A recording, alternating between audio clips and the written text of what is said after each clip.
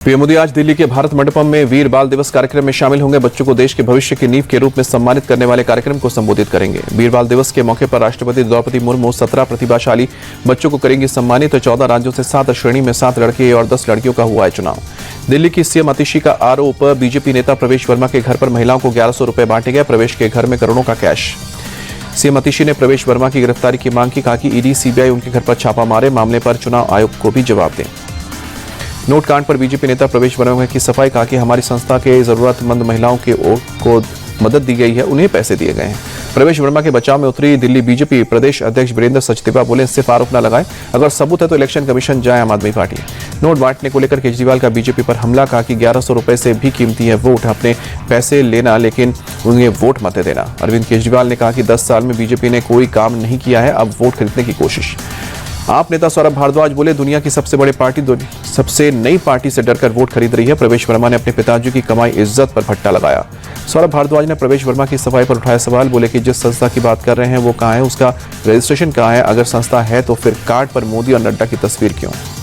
अरविंद केजरीवाल के खिलाफ दिल्ली के खजूरी खास थाने में भी दी गई शिकायत। महिला सम्मान योजना के नाम पर दिल्ली की महिलाओं को गुमराह करने का आरोप लगाया। केजरीवाल पर हमलावर हुई बीजेपी। कहा कि दिल्ली की बहनों के साथ फ्रॉड कर रही है आप, सरकार खुद कह रही है ऐसी कोई योजना नहीं। बीजेपी नेता कपिल मिश्रा का केजरीवाल पर अटैक। बोले कि नकली पोर्टल बनाया, नकली फॉर्म, इससे बड़ा फ्रॉड क्या होगा, कैबिनेट ने योजना को नोटिफाई ही नहीं किया। केजरीवाल दिल्ली की जनता को डिजिटल फ्रॉड की दिशा में ले जा रहे हैं। दिल्ली बीजेपी अध्यक्ष वीरेंद्र सचदेवा का अटैक। बीजेपी सांसद मनोज तिवारी ने कहा कि केजरीवाल इतना नीचे गिर गए कि जनता तो को धोखा दे रहे हैं।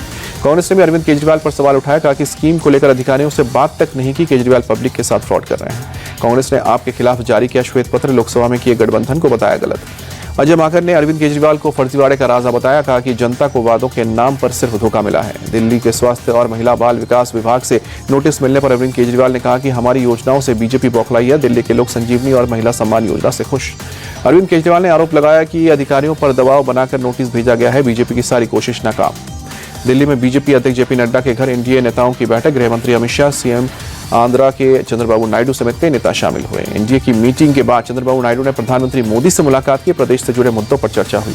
केंद्रीय मंत्री अश्विनी वैष्णव से भी मिले आंध्र के सीएम चंद्रबाबू नायडू। राज्य के लंबित मुद्दों पर चर्चा। दिल्ली दंगे के आरोपी शाहरुख पठान को दांव लगा सकती है एएमआईएम। सीलमपुर से टिकट देने पर विचार। दिल्ली एएमआईएम अध्यक्ष के शाहरुख के परिवार से मुलाकात की खबर। एएमआईएम दिल्ली चीफ शोएब जमई का अजीब बयान। कहा कि संसद में बैठे कुछ लोगों पर आतंकवाद के आरोप हैं, हम शाहरुख पठान को टिकट दें तो दिक्कत क्यों। दिल्ली एमआईएम प्रमुख शोएब जमई बोले, केजरीवाल सिसोदिया और संजय सिंह भी जेल गए हैं, फिर तो उन्हें भी राजनीति और चुनाव छोड़ घर पर बैठ जाना चाहिए। केंद्रीय मंत्री गिरिराज सिंह ने बिहार के सीएम नीतीश कुमार और ओडिशा के पूर्व सीएम नवीन पटनायक को भारत रत्न देने की मांग की। लालू यादव के जंगल राज के बिहार को ऊंचाई पर ले जाने का काम किया। कहा अटल जी की 100वीं जयंती पर देहरादून में विशेष कार्यक्रम। मुख्यमंत्री पुष्कर सिंह धामी और पूर्व मुख्यमंत्री रमेश पोखरियाल निशंक के साथ इंडिया टीवी के चेयरमैन रजत शर्मा मौजूद रहे। कार्यक्रम में अटल बिहारी वाजपेयी की मूर्ति का अनावरण हुआ। फ्लैग फाउंडेशन ऑफ इंडिया द्वारा देश की समर्पित की गई 72 फीट ऊंचा तिरंगा। अस्पताल के औचक निरीक्षण पर पहुंचे जम्मू कश्मीर के मुख्यमंत्री उमर अब्दुल्ला। स्वास्थ्य मंत्री के साथ मरीजों के रखरखाव और अस्पताल में मौजूद सुविधाओं का जायजा लिया। लखनऊ में देर रात 2 अलग अलग जगहों पर पुलिस के साथ बदमाशों की मुठभेड़। पूर्व सैनिक के घर फायरिंग, पेट्रोल बम फेंकने वाले को 2 बदमाश अरेस्ट। मुठभेड़ में पुलिस ने लूट की वारदात को अंजाम देने वाले 2 बदमाशों को अरेस्ट किया। एनकाउंटर में दोनों लुटेरे घायल। वाराणसी में सड़क हादसे में शख्स की मौत, 2 लोग घायल। घायलों को अस्पताल में भर्ती किया गया। पुलिस ने आरोपी ड्राइवर को अरेस्ट किया। हादसे के बाद आक्रोशित लोगों ने सड़क पर शव रखकर हंगामा किया। लोगों की पुलिस के साथ झड़प मौके पर कई संख्या में पुलिस पहुंचाई गई। मनाली में भारी संख्या में पहुंच रहे हैं सैलानी। बर्फबारी से हजारों सैलानी फंसे। नए साल और क्रिसमस की छुट्टियां मनाने पहुंच रहे हैं।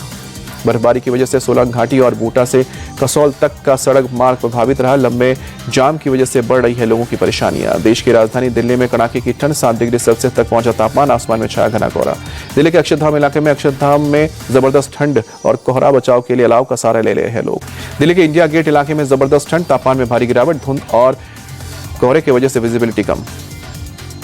यूपी के अयोध्या में कड़ाके की ठंड, 6 डिग्री सेल्सियस तक पहुंचा तापमान। आसमान में कोहरा छाया।